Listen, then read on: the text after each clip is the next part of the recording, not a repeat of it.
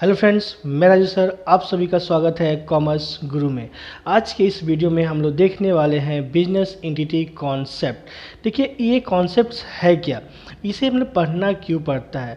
तो हमें अकाउंट समझने के लिए हमें कुछ सिद्धांत समझने होंगे, और ये जो प्रिंसिपल्स हैं ये ICAI के द्वारा दिए हुए गाइडलाइन के थ्रू हमें बनानी होती है। तो प्रिंसिपल्स क्या है? Accounting principle are the principle concept basic guidance as well as the rules that used by the accountant to prepare the financial statement of an entity। Means कि हमें एक रूल्स चाहिए, ठीक है, हमें एक कॉन्सेप्ट चाहिए जिसके थ्रू हम लोग फाइनेंशियल स्टेटमेंट तैयार कर सके। तो इसमें बहुत सारे रूल्स हैं, जैसे लास्ट वीडियो मैंने बनाया हुआ है, तो आप उसमें देख सकते हैं क्या क्या कॉन्सेप्ट्स हैं। और आज की इस वीडियो में हम लोग देखने वाले हैं बिजनेस एंटिटी कॉन्सेप्ट। तो चलिए शुरू करते हैं।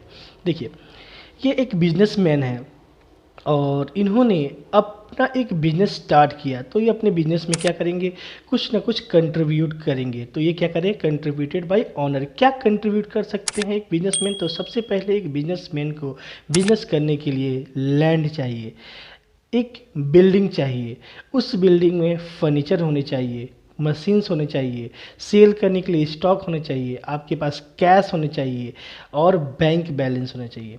तो जब एक बिजनेसमैन अपने बिजनेस में ये सारा चीज़ के साथ अगर बिजनेस स्टार्ट करते हैं तो ये सभी उस समय उस बिजनेस के लिए कैपिटल कहलाएगा।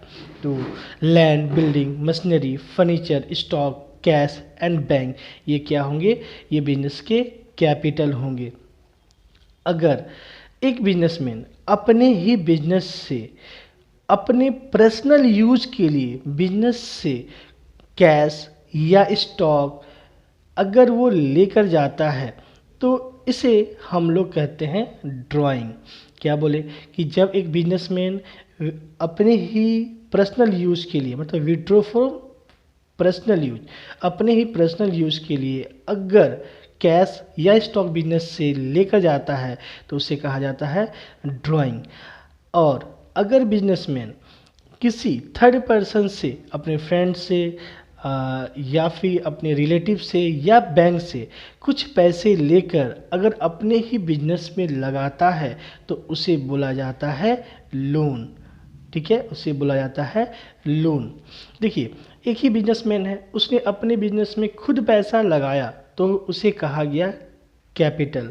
और वही बिजनेसमैन अपना पर्सनल यूज़ के लिए उस बिजनेस से कुछ पैसा, गुड्स या फिर बैंक से कुछ अमाउंट अपने घर लेके जाता है तो उसे कहा गया ड्राइंग। और वो खुद बिजनेसमैन किसी थर्ड पर्सन से, किसी सेकंड पर्सन से लोन लेता है या लोन लेता है और पैसा लेता है और अपने बिजनेस में लगाता है तो इसे कहा जाता है कि ये लोन है। ऐसा क्यों? क्योंकि बिजनेस अलग होता है और बिजनेसमैन अलग होते हैं। बिजनेसमैन तो बिजनेस स्टार्ट करते हैं, लेकिन वो बिजनेस के ऊपर उसका राइट है, लेकिन वो क्या होता है, वो एक पैसा इन्वेस्ट करता है अपने बिजनेस में, वो एक इन्वेस्टमेंट करता है और बिजनेस उस पैसे को यूज करके वो कमाता है, वो प्रॉफिट करता है और वो प्रॉफिट देता है अपने बिजनेसमैन को।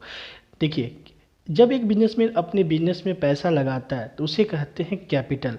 अब बिजनेस का यह लायबिलिटी हो गया कि बिजनेसमैन द्वारा दिए हुए अमाउंट पे उसे कुछ दिया जाए। तो जब बिजनेस अपने उस कैपिटल को यूज करके बिजनेसमैन को अमाउंट पे करता है, उस अमाउंट को बोलते हैं इंटरेस्ट ऑन कैपिटल।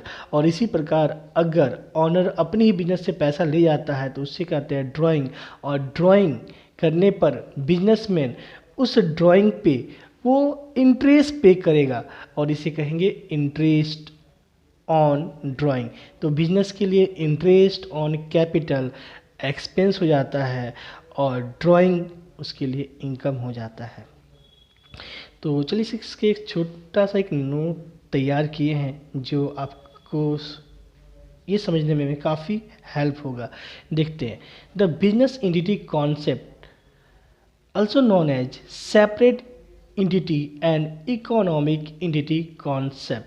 ठीक है, इसे हम लोग क्या कहते हैं, सेपरेट एंटिटी कॉन्सेप्ट या एंटिटी कॉन्सेप्ट या फिर इकोनॉमिक एंटिटी कॉन्सेप्ट भी कहा जाता है।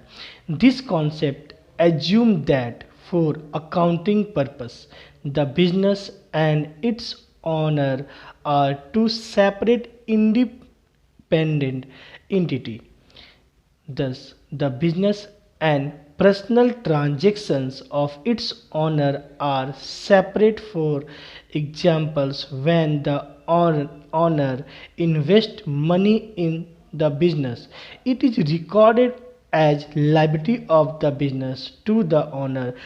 Similarly, when the owner taken away from the business cash goods for personal use is called drawing. तो देखिए, इस वीडियो में हम लोगों ने पढ़ा क्या बिजनेस एंटिटी कॉन्सेप्ट क्या होता है।